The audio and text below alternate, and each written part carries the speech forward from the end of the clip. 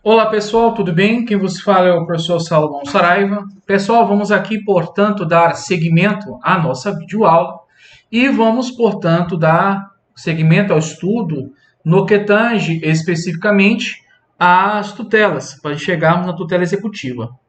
Bom, pessoal, foi dito no início da nossa fala que existe a possibilidade do magistrado forçar o réu, coloquei até inclusive aqui, a cumprir uma determinação judicial. E aí eu coloquei aqui, pessoal, a sentença mandamental. Agora, pessoal, eu posso ter também, dentro desse contexto, medidas coercitivas. Medidas coercitivas que muitas vezes emergem, pessoal, de decisões interlocutórias, né? Que emergem de decisões interlocutórias ou de outras decisões, certo? De outras decisões. Bom, e o que seria esse lance de medidas coercitivas? Que forçam o réu, né, a cumprir uma determinação judicial. Bom, eu vou começar a trilhar isso aqui com vocês com um exemplo que é as astrientes. As astrientes. Turma, as astrientes, elas têm natureza jurídica de multa endoprocessual. Ela tem natureza jurídica de multa endoprocessual. Fica tranquilo que está certinho, tá? Endoprocessual. E como natureza de multa endoprocessual, a gente a compreende com uma sanção dita punitiva. Bom, professor, mas pode também ser chamado de uma sanção coercitiva? Bom, a gente pode encontrar em algumas literaturas essa inclinação, mas nós vamos trabalhar a perspectiva dela ser uma sanção punitiva. As atrientes decorrem de uma inobservância de um comando judicial, né?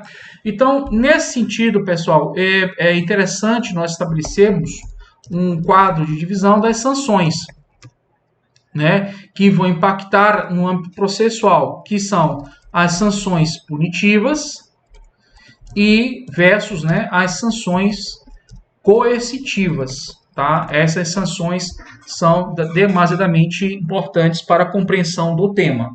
Tá, ok? Muito bem. Então, pessoal, diante dessa fala, o que seriam sanções punitivas e o que seriam especificamente as sanções de natureza coercitiva? Antes de a gente adentrar em delongas, em discussões maiores, eu prefiro fazer um quadro comparativo e estabelecendo esse quadro comparativo, pessoal, já vai te ajudar de muito tamanho, de bom agrado. Vou colocar aqui sanções, e aí eu vou colocar de lado sanções punitivas,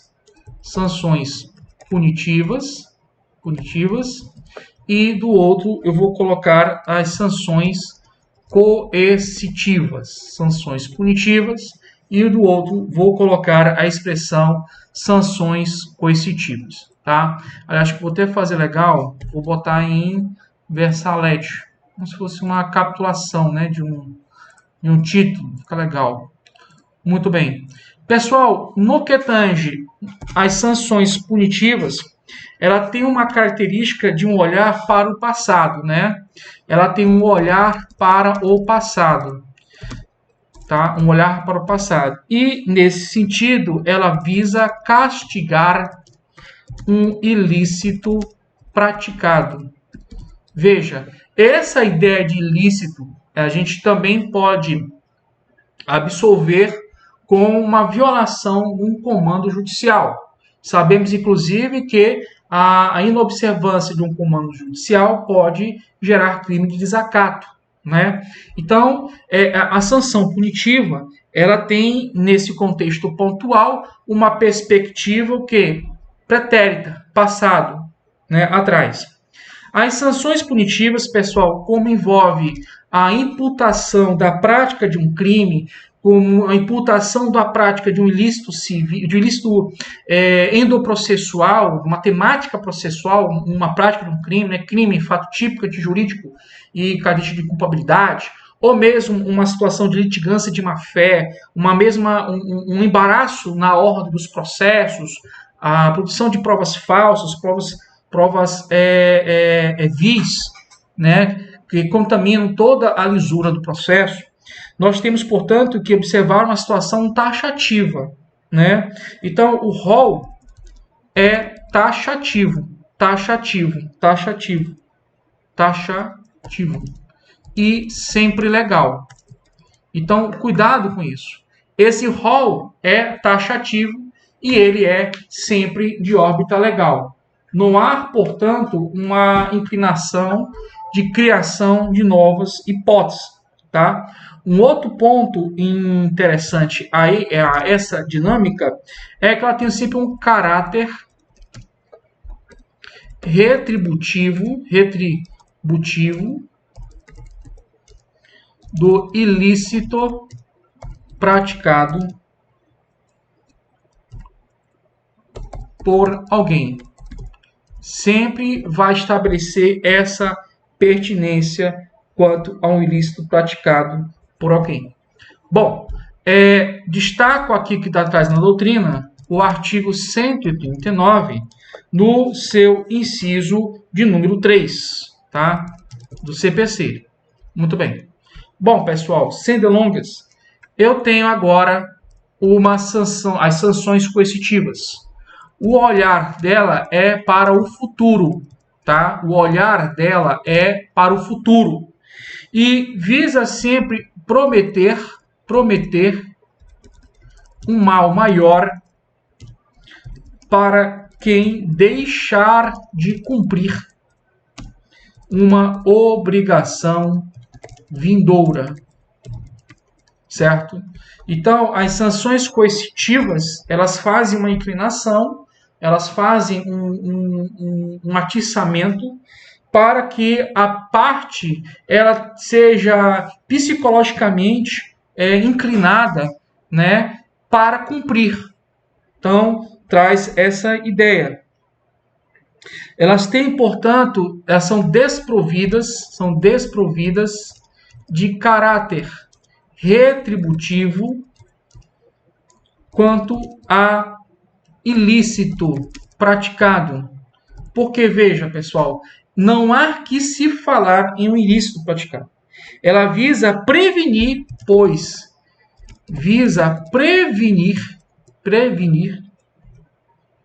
prevenir a ocorrência do ilícito ou de restabelecer,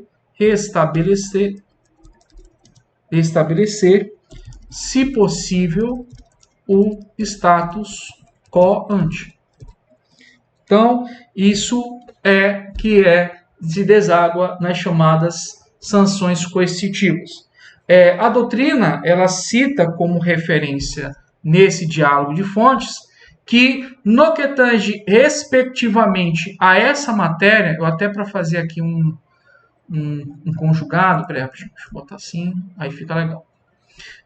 O rol aqui, pessoal, ele não é taxativo, tá? O rol, ele é exemplificativo, mas cuidado, é um rol exemplificativo e autorizado pela lei.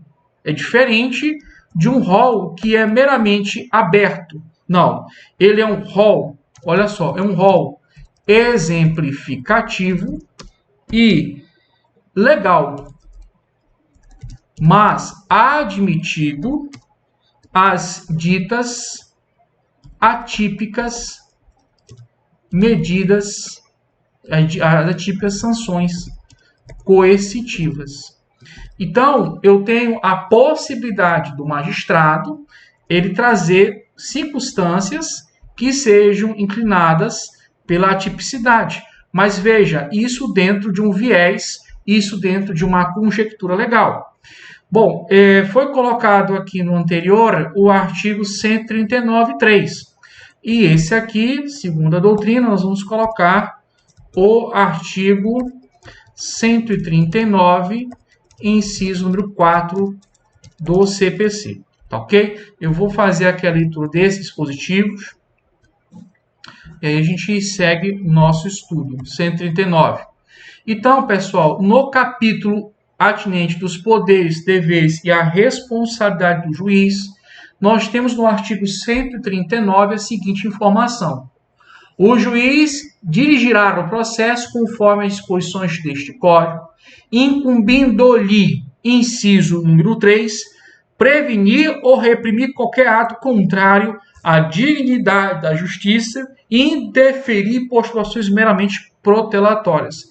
Veja que aqui está fazendo referência a um fenômeno já ocorrido, um comportamento já ocorrido. Fala também em prevenir, tá? Veja, fala também em prevenir. O inciso 4 já traz uma outra perspectiva. Ele fala determinar todas as medidas indutivas, coercitivas, mandamentais ou subrogatórias necessárias para assegurar o cumprimento de ordem judicial, inclusive das ações que tenham por objeto prestações pecuniárias. Bom, tem autores que vão colocar as extraintes nesse inciso aqui, pessoal. Tem autores que vão colocar nesse inciso aqui, tá? Ficou engraçado, né? Nesse inciso aqui. Mas tem autores que vão colocar nesse inciso aqui, tá bom? No inciso número 3. Bom, ao longo do curso a gente vai entender o porquê dessa problemática, que na realidade é só um ponto de vista de cada um. Bom, feito isso, vamos voltar aqui às astraintes. As astraintes, elas merecem, pessoal, um estudo em um capítulo próprio, tá? Para a gente poder seguir nossa aula, porque ela está bem ligado às chamadas tutelas executivas, tá? Ela está bem ligado ao estudo das tutelas executivas, tudo bem? Está bem ligado, bem indexada a esse estudo. Então, a gente fez uma observação aqui, observação número 1, tá ok? Agora eu vou partir para uma observação número 2. Uma observação número 2, tá ok? Uma observação número 2. Astraintes. Pessoal, as astraintes, como eu falei para vocês, elas envolvem, né, uma multa endoprocessual. As astraintes envolvem uma multa endoprocessual, ou seja, uma multa dentro, processual, processo. Bom, dentro desse contexto, pessoal, eu vou seguir um raciocínio que desperta dentro das astraintes uma sanção, certo? Eu não vou entrar tamanhamente no mérito que é uma sanção coercitiva ou uma sanção punitiva. Há autores que vão te dizer que é uma sanção coercitiva, tá? O Marcos Vinícius Gonçalves, por exemplo, ele vai inclinar que é uma sanção coercitiva, tá? Ele tem um livro muito interessante, Manual de Direito Processual Civil, né? Que é a parte do direito esquematizado dele, pela editora Saraiva, muito legal de estudar. Bom, então, são multas endoprocessuais, não possuindo, portanto, pessoal, uma característica de nascerem em razão pontual pela própria não ocorrência de uma inobservância, né? Pelo contrário, existe um comportamento que, por parte de alguém que não observa um comando legal, um comando de uma ordem judicial. E diante desse plexo, vem o desenvolvimento da ideia das astraintes. E aqui nós encontramos essa referência no artigo 536, no seu parágrafo 1º do CPC, tá? No artigo 536, no artigo 536, parágrafo 536, no seu parágrafo 1º. Bom, o que diz o seu parágrafo 1º?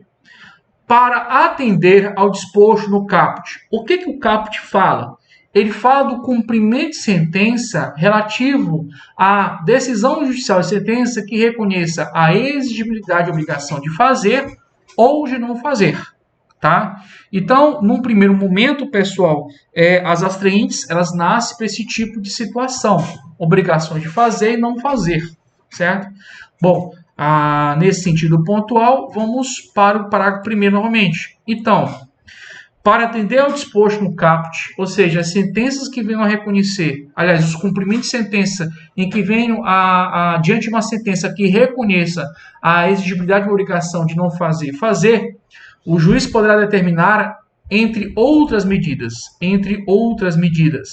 A imposição de multa. Essa imposição de multa, pessoal, estamos falando de quê? Das astrinhas. Essa imposição de multa, nós estamos fazendo referência às astrinhas. Pessoal, dentro desse contexto pontual, vou puxar aqui esse parágrafo aqui e colocar aqui no material de vocês. Tudo bem? Vou colocar aqui no material de vocês. Muito bem. Então, para atender o disposto neste capítulo, né, deste caput, o que está se fazendo referência ao cumprimento de sentença que envolva o reconhecimento de obrigação de fazer ou não fazer, tá? É aqui que está trabalhando o pontual. Aí diz que o juiz poderá determinar, entre outras medidas. Pessoal, esse entre outras medidas, o juiz pode, inclusive, trazer a previsão, pessoal, por exemplo, com base nesse julgado, que é o RESP 975 do Rio Grande do Sul, tá? A situação do bloqueio, certo? Do bloqueio de verbas públicas. Isso aqui também a gente vai encontrar no RESP 770-969 do Rio Grande do Sul. Pessoal, salvo engano, o ano é de 2006. 2006. O ano é de 2006. Então, quando nós temos aqui essa dicção, essa situação, o que isso vai acontecer na prática? Na prática, pessoal, o rol é exemplificativo, tá? E legal, ok? Então, a lei ela vai autorizar que haja, portanto, outras previsões não típicas. E aqui fala a imposição de multa. A imposição de multa, pessoal, é as astreintes. Essas sanções em razão da inobservância de um comando judicial. As astreintes. Então, as astreintes. Bom, também temos aqui, pessoal, a busca e apreensão. A busca e apreensão, ela é chamada, pessoal, de desapossamento, tá? De desapossamento. Muito bem. E aí vem, pessoal, outras situações. A remoção de pessoas e coisas, tá? O desfazimento de obras. O impedimento de atividade nociva. O grande lance aqui também, pessoal, é identificarmos essa parte final, podendo se fazer uso da chamada força policial. Tá? Então, o comando judicial ele pode, portanto, conter, né, essa autorização para se valer de força policial. Tudo bem? De força policial. Bom, ato contínuo, sem delongas, com base especificamente nesse estudo, nessa visão, podemos trabalhar, pessoal, uma perspectiva das astreintes. Veja que alguns colocam como sanção punitiva, outros como sanção coercitiva, tá ok? Vou trabalhar agora como sanção coercitiva. Então, nós podemos dizer que as astreintes são sanções coercitivas, nesse sentido, não visa uma característica punitiva, mas envolve uma promessa quanto ao que? A inobservância e a violação de um direito. Mas, professor, e se eu trabalhasse com sanção punitiva? Inclusive, é o meu entendimento. O professor Salomão entende que é uma sanção punitiva. Eu diria que era, portanto, uma sanção punitiva diante de um descumprimento de um comando, de uma ordem de um mando judicial. Seria a natureza de sanção punitiva. Tudo bem?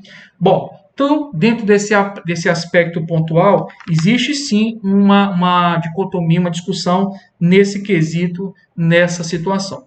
Pessoal, é importante nós observarmos que a disciplina do 536, parágrafo 1º, ele não só abarca a obrigação de fazer e de não fazer, mas também abarca a obrigação de entrega de coisa.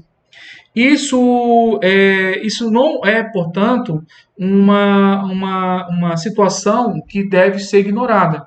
Então, o 536, parágrafo 1º, segundo o entendimento de alguns juristas, também trabalha a obrigação de entrega de coisa. Então, diante desse caso pontual, não se observa-se, portanto, a ideia de tipicidade. É afastado a ideia de tipicidade.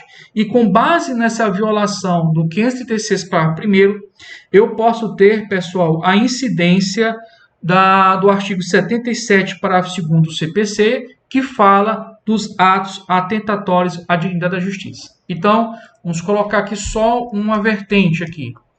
Diante da violação do artigo 77, parágrafo 2º do CPC, temos a ocorrência,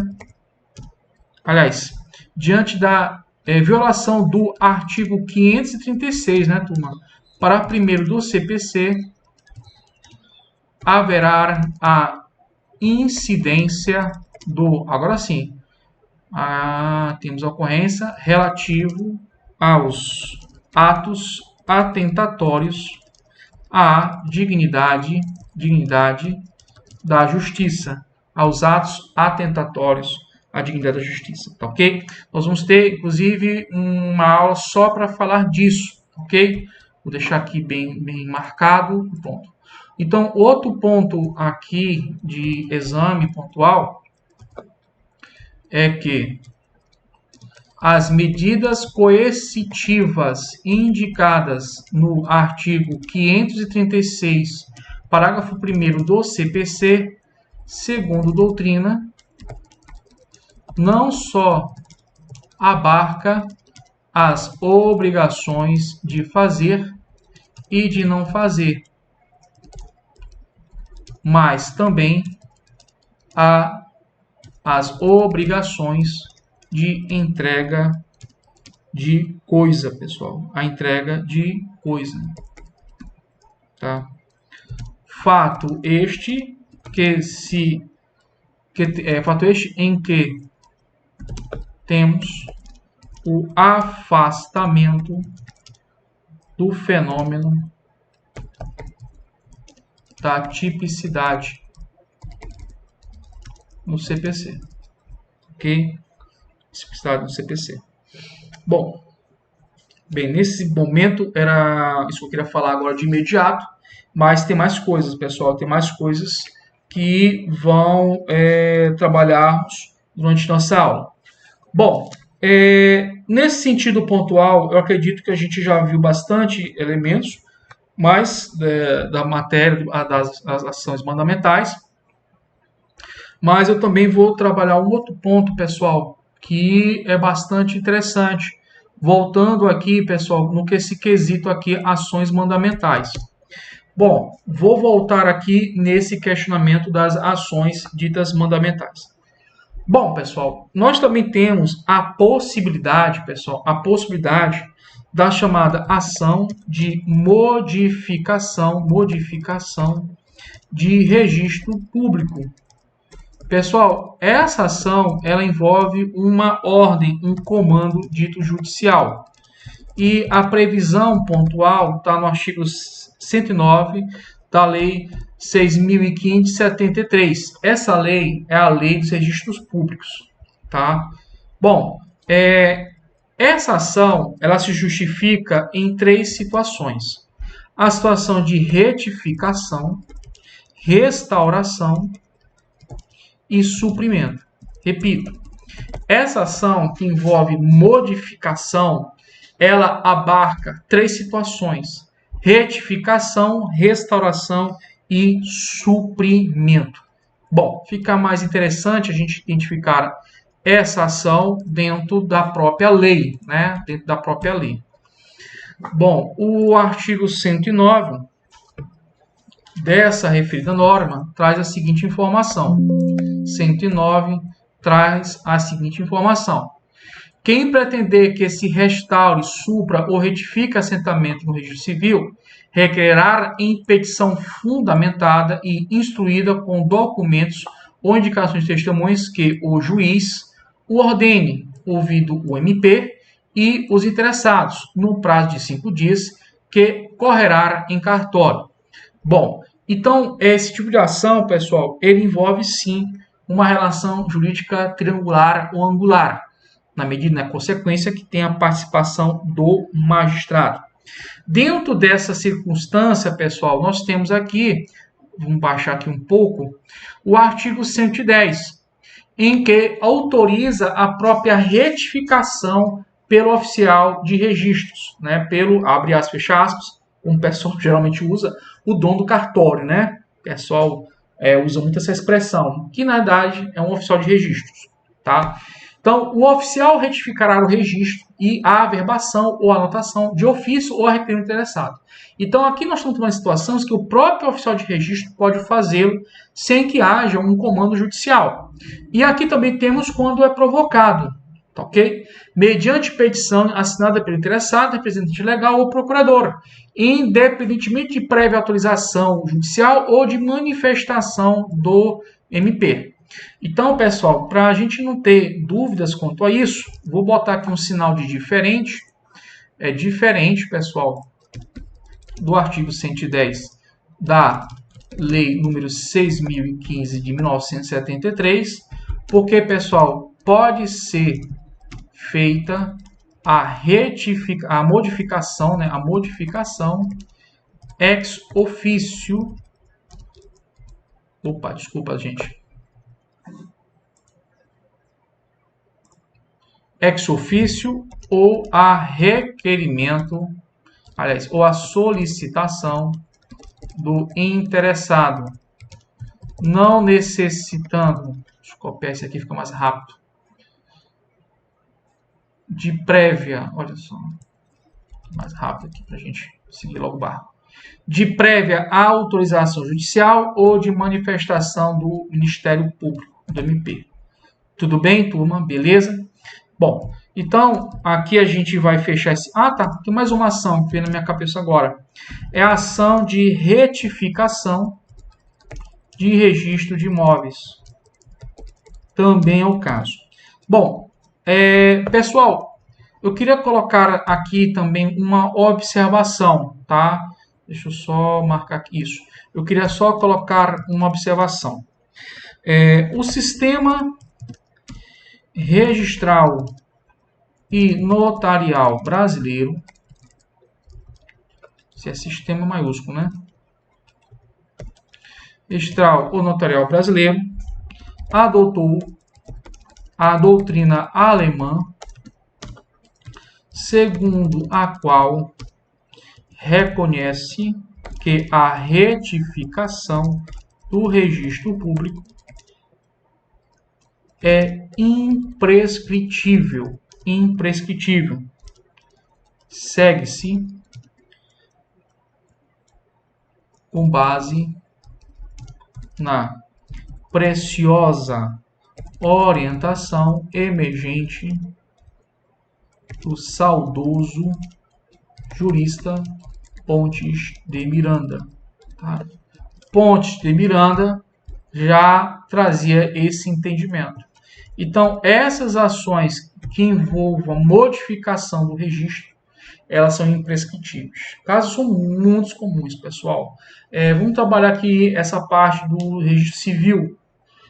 Tem um caso recente, inclusive foi muito comum, mas foi utilizado na campanha da Defensoria Pública dos estados, do estado do Maranhão, foi utilizado inclusive como exemplo no site deles.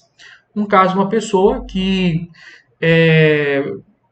teve sua certidão de nascimento gerada com o nome X, teve seu registro geral lançado com o nome correto dele, casou, e quando ele teve que fazer o divórcio dele, né, teve que se desvincular da pessoa, estava lá, pessoal, um questionamento do nome dele, quer dizer que ele casou, certo? E tudo certo, o cartório passou despercebido, não sei te dizer, mas passou. Mas quando houve o divórcio, houve um problema, pessoal. E isso impactou na minha ação dele. Por quê? Porque lá no registro que se esperava, ao invés de ser, vamos lá supor, Paulo, estava Lauro, certo? Não lembro aqui o nome do cara, mas estava lá Lauro, sendo que o nome dele é Paulo. Só que o registro de nascimento dele estava errado, mas a carta de identidade estava certo, a certidão de casamento correta, ali já era para ter visto, né, na certidão de casamento. E, enfim, na carteira de trabalho dele correto, tudo correto. O problema está na certidão de nascimento, certo? E aí isso deu problema no divórcio dele. Né? Então, erros acontecem, é um erro, né? Muitas vezes, diante de um calor da emoção ou até mesmo da forma como o cara preenche os dados, a pessoa traz uma interpretação e é outra. Tá? Isso gera, sem sombra de dúvidas, lesões, sem sombra de dúvidas, ações judiciais. Bom, pessoal, eu acredito que eu já falei bastante disso, tá? Bastante desse quesito, desse ponto. E eu quero entrar, pessoal, na tutela executiva. E eu vou deixar um bloco, tá? Para a gente avançar bem mais acerca desse tema, porque eu vou trabalhar ele com maior rigor de atenção. Deixa eu só verificar. São 28. Dá para a gente começar um pouco aqui trabalhando sobre ele. Bom, a tutela executiva, pessoal, vou somar aqui logo, mesclar. A tutela executiva, ela sempre envolve uma crise de satisfação. Uma crise de satisfação. E envolve, pessoal, a existência de dois pontos. Um título executivo judicial, que nós vamos colocar aqui TEJ, e a presença de um título executivo extrajudicial, TEE. Então, quando a gente fala respectivamente, pessoal, da tutela executiva, ela sempre vai trabalhar essas duas situações. Ou uma crise envolvendo um título executivo judicial ou um título executivo judicial. Como assim uma crise de satisfação? Porque aqui, pessoal, eu tenho a seguinte situação e a seguinte formatação. A tutela executiva somente se justifica quando o devedor, que vai ser o executado, não cumpre a obrigação consubstanciada num título executivo judicial ou extrajudicial. Logo, há os seguintes requisitos. O requisito número 1, pessoal, é a existência de título executivo judicial ou extrajudicial. Isso decorre, inclusive, de um princípio, né, pessoal? O princípio da nula títulos sine lege, né? E também nós falamos há pouco, né, que esse princípio do nula títulos sine lege fala o seguinte, que quem define ser um título pessoal é a lei. E também temos um outro princípio ali norteador, né? Outro princípio por ele também consubstanciado, que é o princípio do nulla executio sine título, tá? Ou seja, eu não posso executar sem haver títulos. Então, vou colocar aqui, só há título executivo se previsto / tipificado em lei. E o outro é que eu só posso executar, só a execução com base em título executivo. Tá? Então, essa soma desses princípios é que vão esclarecermos a tutela dita executiva. Então, o primeiro de todos é a existência do título.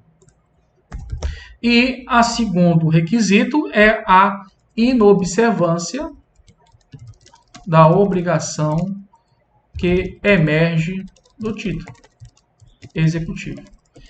Que obrigação é essa? Bom, todo título executivo, pessoal, ele possui certeza, liquidez e exigibilidade, tá? Inclusive, isso está no próprio CPC, tá? Vamos lá no CPC 783. Diz o seguinte: a execução para cobrança de crédito fundar-se-á sempre em título cuja obrigação tem certeza, liquidez e exigibilidade.